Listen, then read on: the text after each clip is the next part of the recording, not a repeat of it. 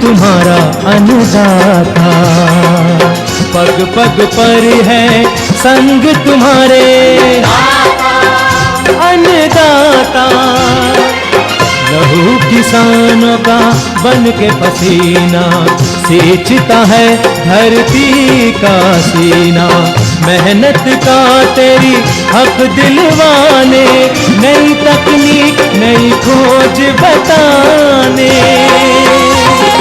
पशुधन को गुणवान बनाना, पौध सुरक्षा को सिखलाना, खेती के सब गुर समझाने, भारत का सरताज बनाने। आठों पहर है संग तुम्हारे अन्नदाता, अन्नदाता। नमस्कार, आप सभी का स्वागत है अन्नदाता कार्यक्रम में। आपके साथ मैं हूं सोनाली सिंह। हमारे देश के किसान जन का पोषक है, वह श्रम का देवता है, अन्नदाता है। उसमें ही भारत की आत्मा निवास करती है। ऐसे ही किसानों की प्रगति के लिए हम खेती बाड़ी से जुड़ी हुई बहुत सी नई लाभकारी जानकारियां हर रोज सुबह लेकर आते हैं। तो चलिए कार्यक्रम शुरू करने से पहले देखते हैं क्या है आज के अन्नदाता में। मिट्टी की क्षरण को रोके, फसलों की पैदावार बढ़ाएं।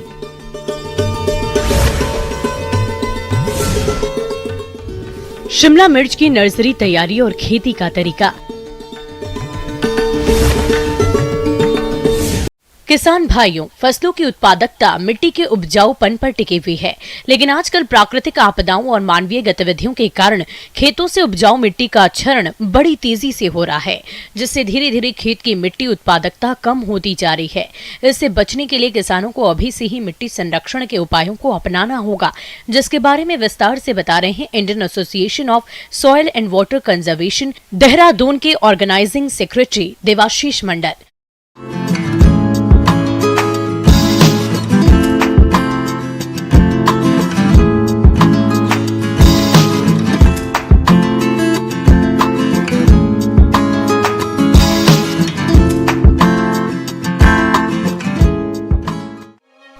पृथ्वी, जिसे हमने माँ का दर्जा दिया है, आज उसके अस्तित्व पर खतरा मंडरा रहा है। विकास के नाम पर आज जिस तरह से प्रकृति से खिलवाड़ किया जा रहा है, ऐसे में वो दिन दूर नहीं जब प्रकृति हमारे साथ खिलवाड़ करेगी। कुदरत हमेशा संतुलन से चलती है, लेकिन अब शहरीकरण, औद्योगिकीकरण और बढ़ती आबादी की जरूरतों की पूर्ति के कारण प्राकृतिक संसाधनों का बेतहाशा प्रयोग किया जा रहा है। कहीं खनन, कहीं वनों की कटाई, तो कहीं जल की बर्बादी। ऐसे कई कारण हैं जिससे पृथ्वी का संतुलन अब बिगड़ने लगा है। आज अनियमित बारिश से कहीं बाढ़ तो कहीं सूखे जैसे हालात हैं, जिसका सीधा असर खेती बाड़ी पर रहा है। किसान भाई को मैं ये कहना चाहूँगा कि आज का जो विषय है, जो एक ज्वलंत मुद्दा भी है कि मिट्टी को हम कैसे बचा सकें। मिट्टी का क्षरण बहुत तेज़ी से हो रहा है, तो इस मिट्टी के क्षरण को रोकने के लिए किसान भाई अपने खेतों को बचाने के लिए, ऊपरी हिस्से के मिट्टी को बचाने के लिए क्या कर सकते हैं। एक तो है कि जब मिट्टी क्षरण होता है तो मिट्टी के अंदर जो पोषक तत्व है वो भी घुल के मिट्टी के खेतों के बाहर चले जाते हैं, तो इसीलिए आपका लागत हर साल बढ़ता जाता है। मिट्टी जो कि अनमोल है, आज इसका क्षरण बड़ी तेजी से हो रहा है। आपको बताते चले कि फसलों के उत्पादन के लिए पृथ्वी की ऊपरी 15 सेंटीमीटर सतह ही जरूरी है, जो कि रसायनों के प्रयोग से खराब हो रही है।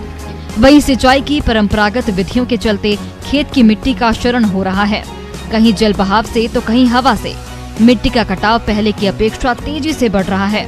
हम आपको ये भी बता दें कि मिट्टी की 1 इंच ऊपरी सतह बनने में हजारों वर्ष लग जाते हैं। आज इसको बचाने की जरूरत है। खेतीबाड़ी के क्षेत्र में देखा जाए तो आज जिस तरह से उत्पादन बढ़ाने की चाहत में किसान रासायनिक तत्वों का प्रयोग कर रहे हैं, ऐसे में वातावरण सहित मिट्टी और मानव पर भी इसका बुरा असर पड़ रहा है। आज जरूरत है कुदरत के साथ मिलकर जैविक खेती करने की, जिसे आसानी से किया जा सकता है और पर्यावरण को बिना नुकसान पहुंचाए अच्छा लाभ भी कमाया जा सकता है। लेकिन जो हमारा खेती का तरीका है, उसके दौरान हम इसको बहुत आसान तरीके से इसको बचा सकते हैं। जैसे कि अगर हम हरी खाद का उपयोग करें तो हरी खाद के दौरान जो मिट्टी का आच्छादन हो जाएगा, उससे बारिश की जो रफ्तार है उसको रोकेंगे और मिट्टी कटाव को बहुत कम कर देते हैं। तो इससे क्या होता है कि मिट्टी जब बच जाते हैं तो मिट्टी के पोषक तत्व भी मिट्टी में बनी रहती है। तो इसीलिए बाहर से आपको रासायनिक खाद इस्तेमाल करने का बहुत कम ज़रूरत पड़ेगा। इसके तहत अब हमें रसायनों का कम प्रयोग करते हुए जैविक खेती को बढ़ावा देना होगा, जिसमें गोबर की खाद, वर्मी कंपोस्ट, जीवामृत जैसे उत्पादों का प्रयोग फसलों में बढ़ाना होगा। सिंचाई की परंपरागत विधियों को छोड़ उन्नत सिंचाई पद्धति जैसे ड्रिप और फव्वारा तकनीक से सिंचाई करनी होगी और वर्षा जल संग्रहण तकनीकियों के साथ ही मिट्टी और जल शरण के रोकने के उपाय जैसे मेडबंदी, check dam, contour farming, mix farming, ढाल के विपरीत दिशा में जुताई, हरी खाद और दलहनी फसलों को बढ़ावा देना होगा। मेरा तो ये सुझाव है कि आप अगर रासायनिक खाद इस्तेमाल करना चाहते हैं तो मिट्टी का जांच बहुत ज़रूर करा लें, क्योंकि हर मिट्टी में कुछ ना कुछ अच्छे चीज़ होते हैं, कुछ में किसी प्रकार के पोषक तत्व कम भी होते हैं। तो जब हम जांच करेंगे उसके दौरान हमें ये पता लग जाएगा कि मिट्टी में किस चीज़ की, किस पोषक तत्व की कितना ज़रूरत है। तो उस हिसाब से भी आप जो मिट्टी का स्वास्थ्य है उसको आप बचा पाएंगे और अधिक से अधिक पैदावार ले सकते हैं कम से कम लागत में। दूसरा मैं ये कहना चाहूँगा कि जब हम धान के बाद गेहूँ लेते हैं और उसके बीच में जो गैप आते हैं उस गैप के दौरान आप दलहनी फसल ले सकते हैं, जो कि हवा से नाइट्रोजन लेके मिट्टी में स्थापित कर देते हैं। बाहर से आपको नाइट्रोजन की जो खाद है जैसे यूरिया है वो आपको डालने का ज़रूरत नहीं पड़ता है। और तीसरा एक मुद्दा मैं यहाँ पे बोलना चाहूँगा कि जब आप वाटर हार्वेस्टिंग करते हैं, जो तालाब में आप पानी इकट्ठे करते हैं, तो जो पठारी क्षेत्र है उसमें से मिट्टी कटाव होकर मिट्टी निचली हिस्से में इकट्ठा हो जाता है, तो उसमें से आपका जो पानी धारण क्षमता है तालाब में वो कम हो जाता है। तो उसको रोकने के लिए जो पठारी क्षेत्र है उसमें आप कंटूर बाइंडिंग कर सकते हैं, पार्कोलेशन टैंक लगा सकते हैं, और जो एग्रो फॉरेस्ट्री हैं जिसके दौरान आप मिट्टी को ऊपर जो पठारी क्षेत्र में मिट्टी कटाव तेज़ी से होता है उसको हम रोक सकते हैं। और आजकल जो बायोडाइवर्सिटी के नाम से और जहाँ पे घास का क्षेत्र है जहाँ पे घास लगा सकते हैं उसको भी हम बनाएंगे, तो जो मिट्टी क्षरण है वो कम हो जाएगा। उससे आपका जो पानी का हार्वेस्टिंग है, वाटर हार्वेस्टिंग, वो भी बहुत अच्छा हो सकता है, जिस पानी को आप अगले फसल के लिए उपयोग कर सकते हैं। कृषि के साथ कृषि वानिकी, फल उद्यानिकी, औषधीय फसलों की खेती के रकबे को बढ़ावा देना होगा। ऐसी भूमि जहां फसलों की उत्पादकता कम हो वहां चारा वाली फसलें, वानिकी वृक्षों को लगाना होगा। फसलों के बीच पलवार बिछाना और फसल अवशेषों को खेत में जलाने से रोकना होगा। साथ ही अवैध खनन और वनों की कटाई पर रोक लगानी होगी। ऐसे ही कदमों को उठाकर हम अपने आने वाली पीढ़ियों को स्वस्थ और हरी भरी प्रकृति दे सकते हैं। किसान भाइयों, अब लेते हैं एक छोटा सा ब्रेक।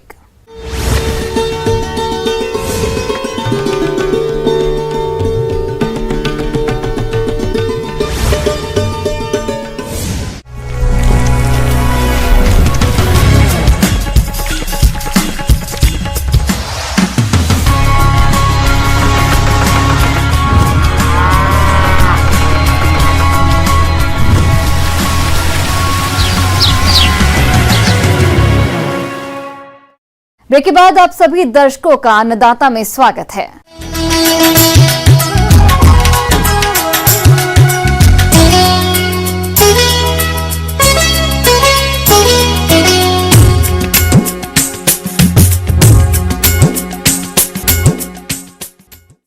किसान भाइयों, शरदकालीन गन्ने की बुआई का उपयुक्त समय अक्टूबर से लेकर नवंबर माह तक रहता है, लेकिन इस समय खेतों में खरीफ की फसलें खड़ी रहती है, जिससे किसान गन्ने के समय पर बोहनी नहीं कर पाते। और इसी बात को ध्यान में रखते हुए कृषि वैज्ञानिकों ने गन्ने की नर्सरी डालने की अनुशंसा की है। इस विधि में गन्ने के पौधे तैयार होने पर फसलों की कटाई के बाद इसे सीधे खेत में रोपा जा सकता है। तो किसान भाइयों, गन्ने की अच्छी पौधे की प्राप्ति करने के लिए आप किन किन बातों का ख्याल रखें और इसकी नर्सरी कैसे तैयार करें, आइए जानते हैं डॉक्टर राजेंद्र प्रसाद, केंद्रीय कृषि विश्वविद्यालय पूसा, समस्तीपुर के कृषि वैज्ञानिक डॉक्टर बलवंत कुमार से।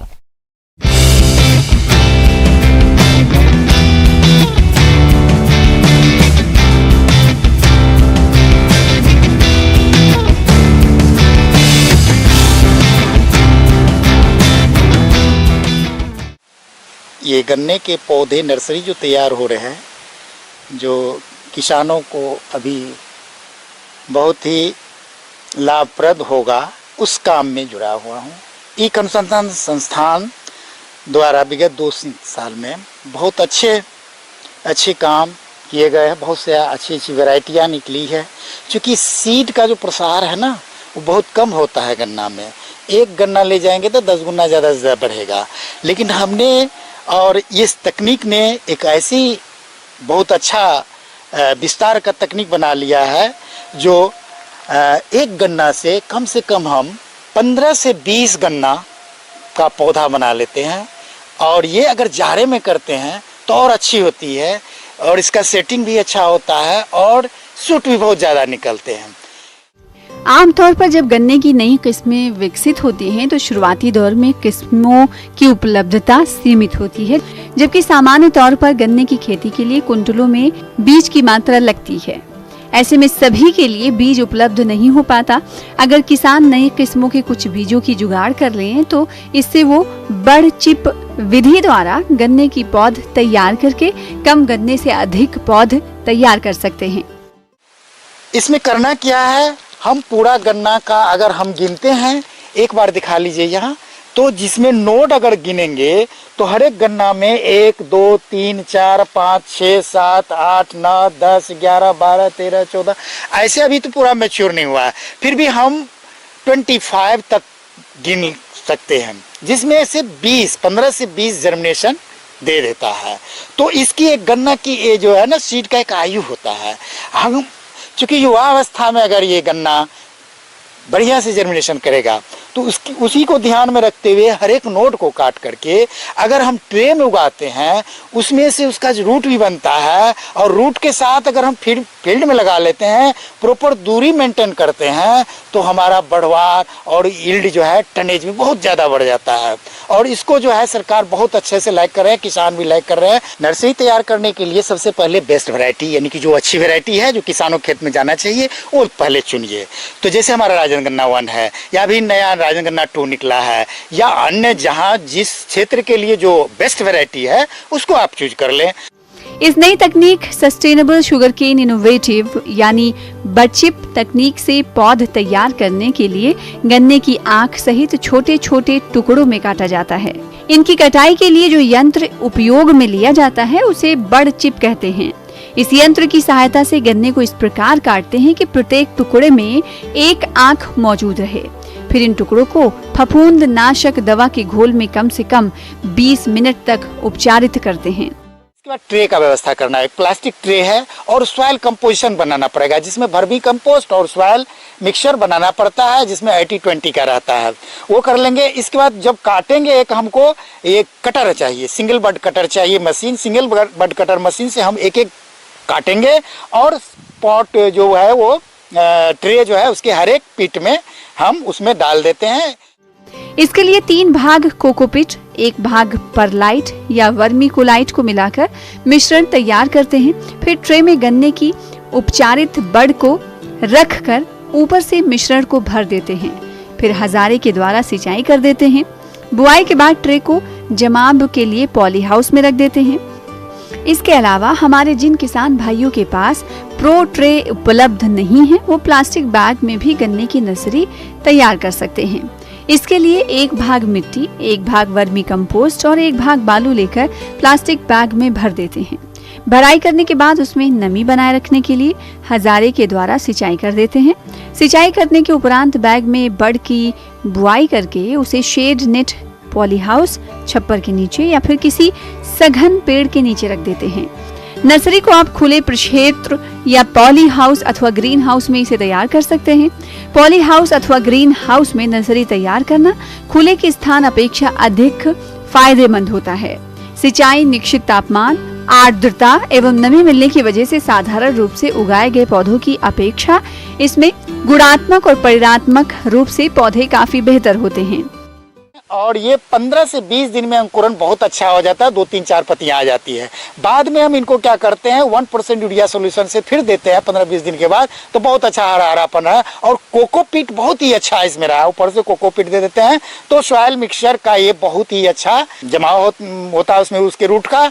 और आप अगर ऐसे खींचेंगे तो उस पॉट से आराम से एक पौधा निकल आता है रूट सहित, और आप आराम से प्लांट कर सकते हैं खेत में।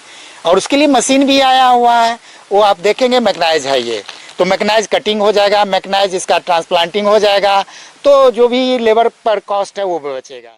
अब बात करते हैं बर्ड विधि से पौध तैयार करके गन्ने की खेती के लाभों के बारे में, जिससे बड़ा फायदा ये है कि प्रति हेक्टेयर गन्ने का बीज बहुत कम लगता है। गन्ने के बीज को आसानी से एक स्थान से दूसरे स्थान पर ले जा सकते हैं।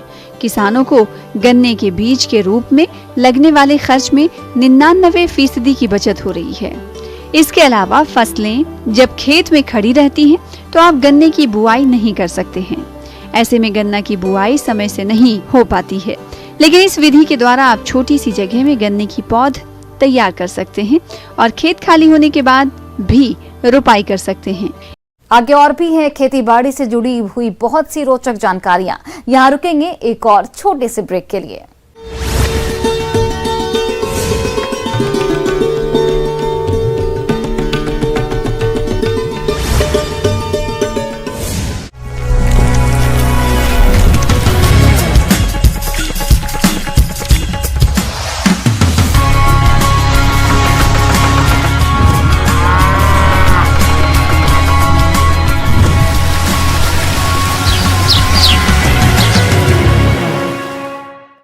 ब्रेक के बाद एक बार फिर से आप सभी दर्शकों का अन्नदाता कार्यक्रम में बहुत बहुत स्वागत है।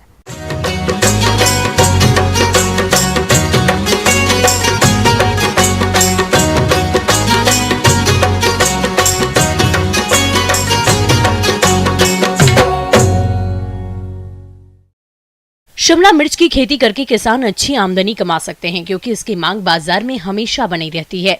वैसे तो पॉली हाउस के अंदर इसकी खेती सालों भर की जा सकती है, लेकिन अभी इसके पौधे तैयार कर खेती कर खुले खेत में भी शिमला मिर्च की खेती करने अच्छा उत्पादन मिलता है।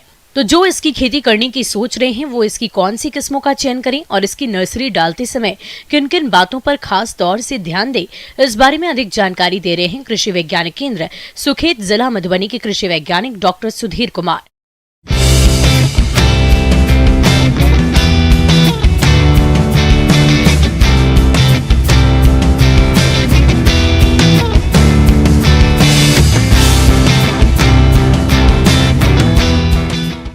किसान भाई नमस्कार। किसान भाई, आप नॉर्थ बिहार या उत्तर प्रदेश का नॉर्थ एरिया में भी शिमला मिर्च की खेती कर सकते हैं। वैसे तो शिमला मिर्च की खेती हिमाचल प्रदेश के कई डिस्ट्रिक्ट में अलग अलग जगह पर खेती होती है और बढ़िया उस खेती होती है, वहाँ का मौसम भी बढ़िया है। शिमला मिर्च की खेती किसानों के लिए काफी लाभकारी साबित हो रही है। वैसे तो इसकी खेती खुले खेतों में की जा सकती है, लेकिन पॉली हाउस और नेट हाउस में इसकी खेती करने से अच्छी पैदावार मिलती है। इसमें मुख्य रूप से विटामिन ए और सी की मात्रा अधिक होती है।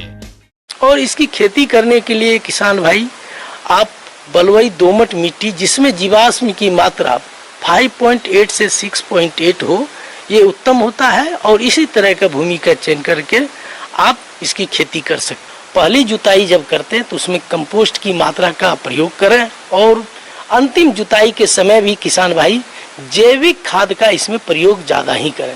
तो जैविक खाद का प्रयोग करें, सरी खाद 200 से 250 कुंटल प्रति हेक्टेयर के हिसाब से, और उसमें नाइट्रोजन की प्रयोग के लिए पीएसबी एजेटोबैक्टर का ही प्रयोग करें। तो इससे क्या होता है कि आपका शिमला मिर्च की जो उत्पादन और क्वालिटी में निखार होता है, तो इसका ही प्रयोग करें। तो नाइट्रोजन की 1/4 भाग और फास्फोरस और पोटास की पूरी मात्रा, पोटास का फास्फोरस वो पूरी मात्रा खेत में अंतिम जुताई के समय आप खेत में बराबर मात्रा में डाल के पूरा खेत में और अंतिम जुताई कर दें।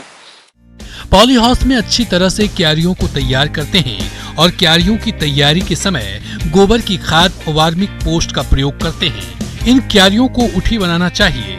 साथ ही इन पर ड्रिप बिछाकर पौधों की रोपाई 45 सेंटीमीटर की दूरी पर करना चाहिए।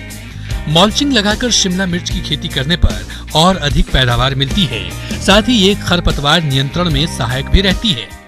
प्रभेद का इजाद हुआ है, उसके हिसाब से शिमला मिर्च की खेती हमारे किसान भाई जनरल मैदानी क्षेत्र में भी कर रहे हैं। तो मैदानी क्षेत्र के लिए किसान भाई आप प्रभेद का चयन कर लें, अर्का मोहनी, अर्का बसंत, कैलिफोर्निया वांडर, येलो वांडर और पूसा दीप्ति, ग्रीन गोल्ड करके है, भारत इंदिरा, ऐसे करके कई प्रभेद है जिसका आप चयन करके आप शिमला मिर्च की खेती कर सकते हैं। और खास करके शिमला मिर्च का सालों भर डिमांड होता है किसान भाई, इसको बेल पेपर या स्वीट पेपर भी कहते हैं। और ये मिर्च जो शिमला मिर्च है ये खास करके आप देखेंगे इसमें तीखापन नहीं होता है, इसीलिए इसका प्रयोग सब्जी और सलाद और फास्ट फूड में खास करके 100% इसका प्रयोग होता है।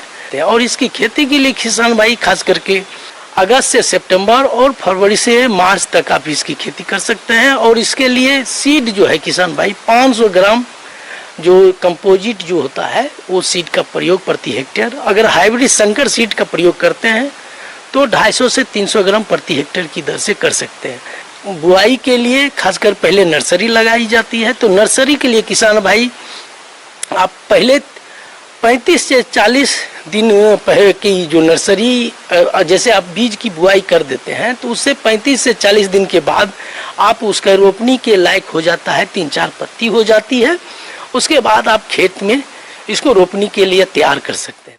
पौधारोपण के पूर्व पौधों को फफूंदनाशक दवा से उपचारित करना चाहिए, जिसके बाद पौधों को उचित दूरी पर अच्छे से लगाना चाहिए। तो उसी खेत पर किसान भाई जब कंपोजिट जो जनरल वेराइटी होता है उसका अगर रोपनी करते हैं तो कतार से कतार 45 सेंटीमीटर और उसी 45 कतार में 45 सेंटीमीटर के दूरी पर पौधे का रोपनी करें। जब हाइब्रिड सीड के प्रयोग करते हैं, हाइब्रिड प्रभेद का प्रयोग करते हैं रोपनी के लिए पौधे का सीडलिंग का, तो उसको कतार से कतार 60 सेंटीमीटर रखें और उसी कतार में 45 सेंटीमीटर के दूरी पर इसका रोपनी कर दें।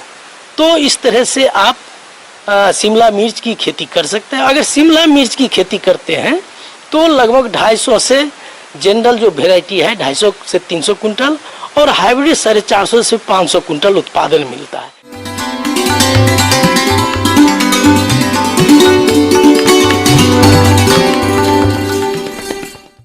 आइए जानते हैं अन्नदाता निःशुल्क फोन के माध्यम से पूछे गए समस्याओं का समाधान। अन्नदाता निःशुल्क फोन संपर्क सेवा के माध्यम से पूछे गए प्रश्नों में से आज हमने जिस प्रश्न को कार्यक्रम में शामिल किया है उसे पूछा है ग्राम इटकी, जिला रांची के कृषक राकेश कुमार ने। ये पशुओं में अंतः और बाह्य परजीवियों की समस्या के समाधान के बारे में जानकारी चाहते हैं। तो राकेश कुमार जी, आपकी जानकारी के लिए प्रस्तुत है कार्यक्रम का ये अंश। नमस्कार किसान भाइयों, आज हम लोग बात करेंगे पशुओं में होने वाले बाह्य या अंतः कृमि के बारे में। किसान भाइयों, अंतः परजीवी जैसे गोल कृमि, फीता कृमि आदि पशुओं में दूषित चारा, दाना खाने से और नदी, पोखर, तालाब का गंदा पानी पीने पर पेट में हो जाते हैं, जो पशुओं के स्वास्थ्य पर बुरा प्रभाव डालते हैं, जिससे पशुओं में कई तरह की बीमारियां होने की संभावना बनी रहती है। यह अंतःकृमि जो है पशुओं में खून को भी चूसता है और उसके खाने को, उसके पोषक तत्वों को भी कम करता है और उसका ग्रोथ नहीं होने लगता है, प्रोडक्शन कम हो जाता है। प्रोडक्शन दूध का प्रोडक्शन हो या कोई भी खेती के काम में काम कर रहे हो उसका हो या मांस की बढ़ोतरी हो, उसमें सभी में वो कमी आ जाती है। और अंतःकृमि के लिए वजन के अनुसार हम लोग इसमें दवाई देते हैं, तो वह दवा तो हमें पशु चिकित्सक के सलाह पर लेना चाहिए कि कितनी मात्रा में दवा देनी चाहिए। कम हो जाएगा तो भी खराब है और अधिक हो जाएगी तो भी खराब है। तो वो, लेकिन हमें ये ध्यान रखना चाहिए पशुपालकों को कि हर एक 3 महीने के अंतराल पर पशुओं को, अपने पशुओं को अंतःकृमि की दवाई दे दें। अक्सर देखने में आता है कि हमारे कुछ पशुपालक भाई अपने दुधारू पशुओं में आने वाले बाह्य परजीवियों पर ठीक तरह से ध्यान नहीं दे पाते। इसका विपरीत प्रभाव पशु के स्वास्थ्य के अलावा उसके दुग्ध उत्पादन पर देखने में पड़ता है। ये बाह्य परजीवी पशुओं का खून चूसकर उनके स्वास्थ्य पर प्रभाव डालते हैं, जिससे पशु कमजोर और बीमार पड़ जाते हैं। तो उसके लिए हम लोग को रोकथाम करने के लिए बुटॉक्स नाम की दवा है। इसमें हम लोग 4 ml 1 लीटर पानी में मिलाकर हम पूरे गाय जो पशुओं में हम लगा सकते हैं। और उससे पहले उस पशु को मुंह में जाली लगा देना होता है, पानी पहले पिला लेना होता है, पूरा पेट भर पानी पिला के पशुओं में जाली लगा कर, मुँह में जाली लगा कर, और दोपहर के 12-1 बजे के समय में हम लोग पहले इस घोल से पूरे कपड़े से, कॉटन के कपड़े से उसके पूरे शरीर में लगाते हैं, और उसके बाद आधा घंटा के छोड़ देने के बाद उसको साफ पानी से नहला दिया जाता है। पशुपालक भाइयों, इन दवाओं का घोल बनाकर पशु के शरीर पर अच्छी तरह से लगाएं, लेकिन इनका प्रयोग करते समय कुछ सावधानी रखें। जैसे दवाई लगाने के समय बड़े पशु या बछड़े बछड़ियों के मुंह में मुसीका लगा देना चाहिए, जिससे वो अपने शरीर को चाट ना सकें, जिससे पशु को किसी भी तरह का नुकसान ना हो। परजीवी से बचाव के लिए पशुशाला की नियमित साफ सफाई करें। हो सके तो सप्ताह में 1 बार पशुशाला को लाल दवा या फिनाइल से धोएं। साथ ही चूने का भुरकाव करें। पशुओं को बरसात के दिनों में चारागाह चराने न ले जाएं। बाढ़ग्रस्त इलाकों से पशुओं के लिए चारा न लाएं, क्योंकि ऐसे इलाकों में चारा परजीवियों और अन्य फफूंद से दूषित होता है। पशुओं को चारा देने से पहले अच्छी तरह से साफ कर लें।